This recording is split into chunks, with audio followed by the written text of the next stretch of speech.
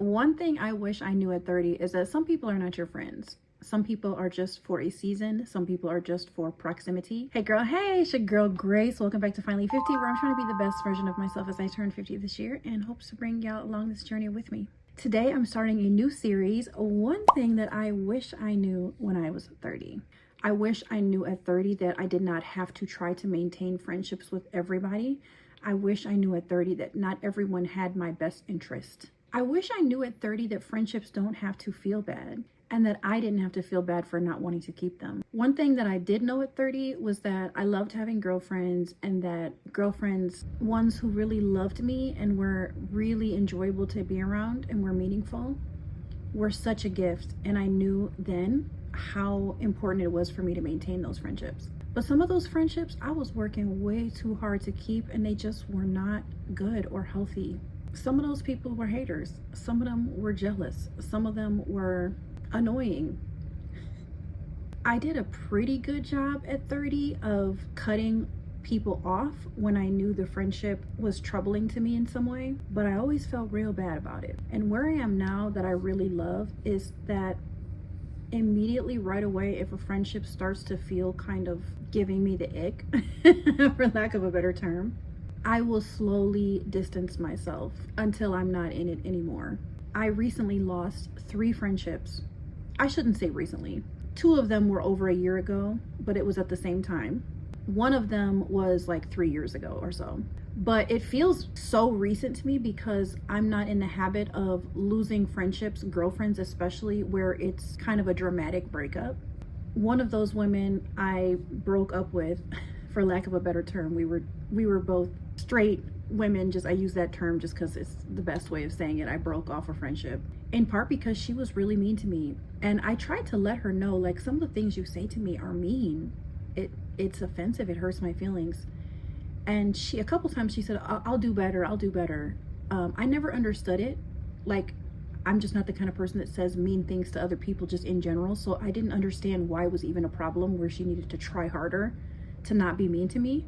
But she had let me know that her mouth had got her in trouble with other people in the past. Just one of those people who could not stop what was saying what was on her mind. It was okay with me if she said something like, your breath stank, your booty stank, wash your booty. Okay, fine. Even though that could be considered mean, it's true. But she would say just really mean stuff that was kind of cutting and unnecessary and not any sort of necessary feedback. And after 6 months of me talking to my therapist and other girlfriends about it, everyone was like, this woman does not respect you at all. And so I finally cut it off with her. And it was immediate and decisive, and I blocked her on everything. And I don't usually block anyone, but she had been so mean to me that day over something so ridiculous. And I was like, I'm not taking it anymore. Very rarely has that ever happened in my life. I think she's the only person in my entire life that I've ever had to cut off like that. Someone who claimed to love me, care about me, respect me. It was ridiculous. One of those other friendships I also broke off because she was being really mean to me about perimenopause and the struggles I was having with pretty severe depression and anxiety. And I know it can be hard to deal with someone who's going through hard depression and anxiety, as someone who's dealt with it myself and who's dealt with it with other friends struggling with it. But the way that she was dealing with me was so ableist and mean and rude. It got to the point where I was like, girl, fuck you. Girl, bye. And then the third friendship was a woman who actually ended up breaking it off with me, but I think it was for the best in the end, and I'm glad she did. We really just had 2 different worldviews that were going like this. You know how sometimes if your worldview is just a little bit different, but as you go on in the friendship, it just gets increasingly far apart. And I cried when she did it, but then I understood later, oh, we're not on the same page at all. And it wasn't because we didn't love each other. But as it turns out, she was not being honest with me about how much she did not like or respect the way that I was living my life, which was just different for her because she is an extreme religious, I was going to say nutcase, but that would be a mean thing to say. She's a participant in religious psychosis, I'll say that. And so my lifestyle of being body positive, sex positive, a woman has freedom to do whatever she wants to do with her life and body, was not the tip and it was probably for the best. But I do wish that she had told me earlier. She had been thinking about breaking off my friendship for a year and just pretending for an entire year that she could tolerate me when she really couldn't.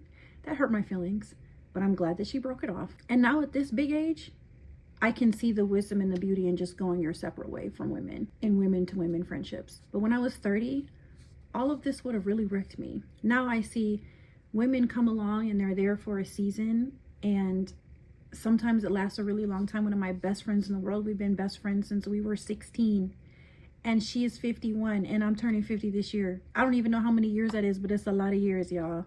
And we're still close.